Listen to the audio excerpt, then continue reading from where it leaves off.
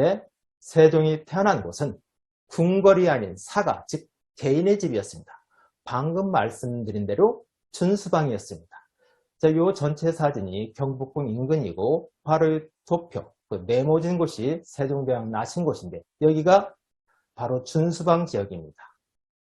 자, 서울 북부 준수방에서 결의의 성군신 세종대왕이 태조 6년 태종의 셋째 아드님으로 태어나셨다. 이게 세종대왕 생가터 표석이죠. 세종은 아버지 이방원이 왕이 되기 전에 살던 준수방 잠재에서 태어났습니다.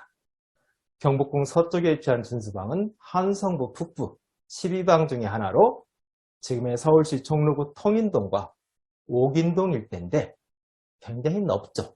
그래서 과연 세종대왕의 잠재가 딱 여기다라고 고정하기는 쉽지는 않습니다.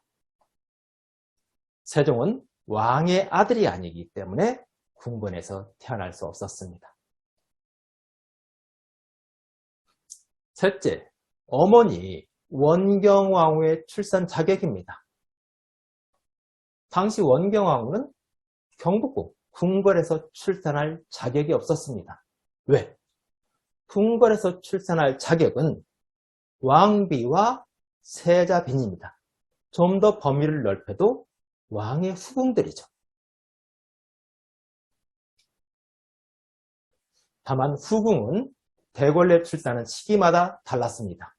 후궁이 공식적으로 대궐에서 아이를 낳는 길이 열린 것은 선조 때입니다. 선조 때 후궁인 김씨와 정씨가 출산을 하다 둘 다 좀 안 좋은 결과가 나왔어요. 그래서 선조가 이때부터 후궁도 출산을 궁중에서 하게 합니다. 그 이전에는 출산 때 후궁들은 사가로 나가야 했습니다. 물론 조선 건국 직후에는 후궁이 궁궐에서 출산한 사례도 있습니다. 세종의 후궁인 태빈 양씨와 신빈 김씨도 일부 아들을 궁궐에서 낳았습니다. 그러나 이는 아직 제도가 정착되기 전에 혼란기였기 때문에 가능했죠. 과도기에도 왕세자 여인이 아닌 왕자 신분, 즉 왕자들 중에서도 왕세자 외의 왕자의 아내는 모두 사가에서 아이를 낳아야 했습니다. 원경왕후는 왕자의 아내죠. 그렇게 세종을 낳을 때 신분은 왕자의 아내였기 때문에 대궐 출산은 불가능했습니다. 이 또한 아기 출산에서 관심이 멀어지는 요인이었습니다. 넷째, 왕실에서의 출산 지원이 없었습니다. 왕족의 출산 때 왕실에서는 어떤 조치를 취할까요?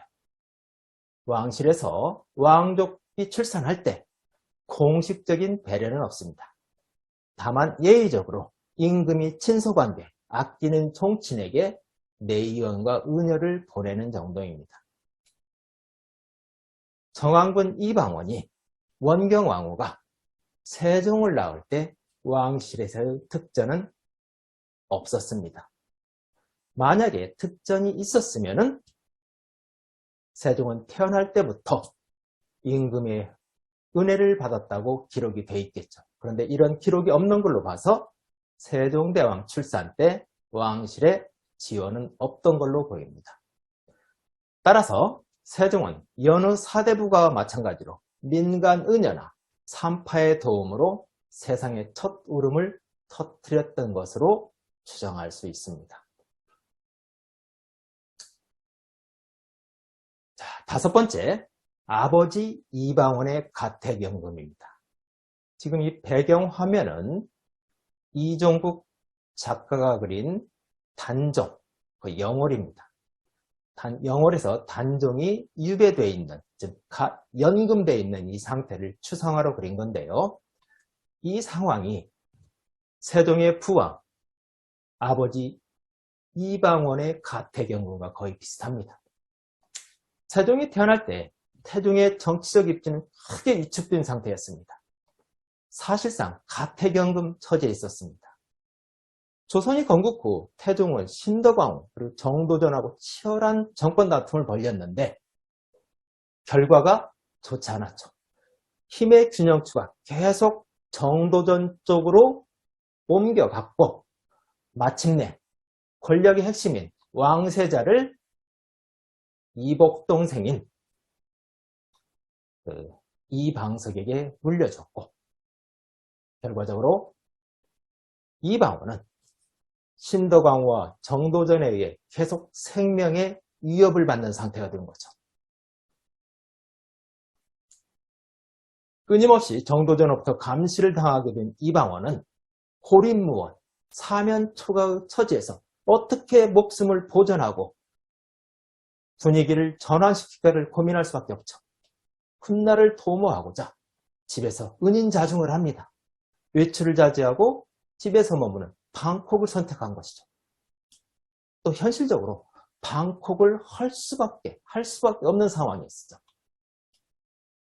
이처럼 세종은 아버지가 소리 소문 없이 죽임을 당할지도 모른다는 극도의 불안감 속에서 불안감이 엄습한 집에서 태어난 것입니다.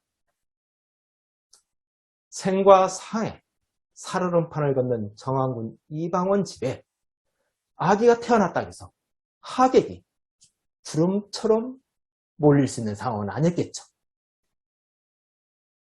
그저 정왕군 이방원의 가신들과 친지들만이 조촐하게 새 생명을 탄생을 축하한 것으로 볼 수 있는 대목입니다.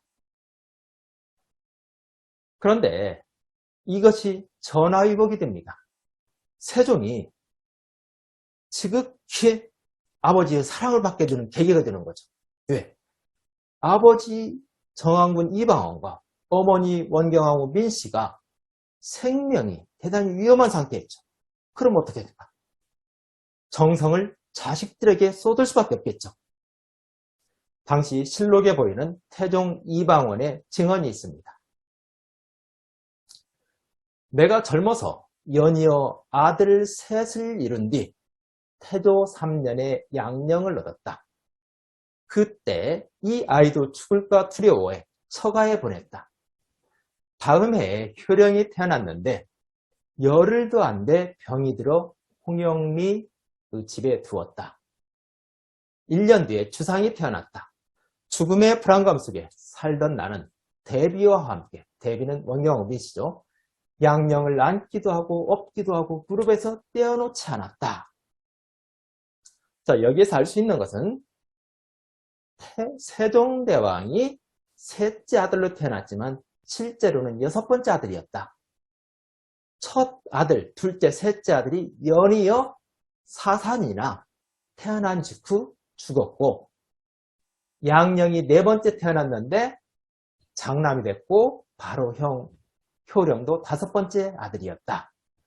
그런데 당시 전염병 등이 돌고 해서 양령이 죽을까봐 또는 효령이 죽을까봐 계속 양령은 처가에 보내고 효령은 홍영리라는 대신집에 보냈었다. 이때 세종이 태어났는데 항상 정도전이나 분위기 상황상 언제 태종 이방원이 죽을지 모르는 불안감 속에 살았기 때문에 이 아들 양령을 어르고 안고 했었다. 이런 내용이 나옵니다. 즉 양령을 어르고 안았다는 얘기는 갓 태어난 신생아에도 그만큼 정성을 쏟았다는 얘기죠. 즉 세종대왕은 그 어머니 뱃속에서부터 2살 때까지 아버지의 지극한 사랑을 받았다고 할 수 있는 거죠. 태종 이방원 입장에서는 죽음의 공포 속에 새 생명이 태어나는 환희를 맛본 거죠. 자, 지금까지 드린 말씀을 다시 한번 정리를 하겠습니다. 세종은 탄생 때 스포트라이트를 받지 못했습니다. 왕실의 지원도 받지 못했습니다. 오히려 생명의 안전도 담보되지 않는 불안한 상황에서 태어났습니다. 그 이유는 왕자가 아닌 왕의 손자신분, 왕궁이 아닌 개인 집에서 출생한 점, 그리고 무엇보다 아버지 정왕군 이방원이 정권 다툼에 빌려서 죽음의 위협에 시달리는 상황에서 태어났다는 점에서 찾을 수 있습니다. 다음 시간은 태종 이방원에 대해서 말씀드리겠습니다. 세종대왕의 잘못 알려진 아버지의 이름에 대한 것입니다. 세종의 부왕은 태종 이방원, 정왕군이죠. 그런데 정왕군의 이름이 잘못 전해졌습니다. 그 사연에 대해서 살펴보겠습니다. 감사합니다.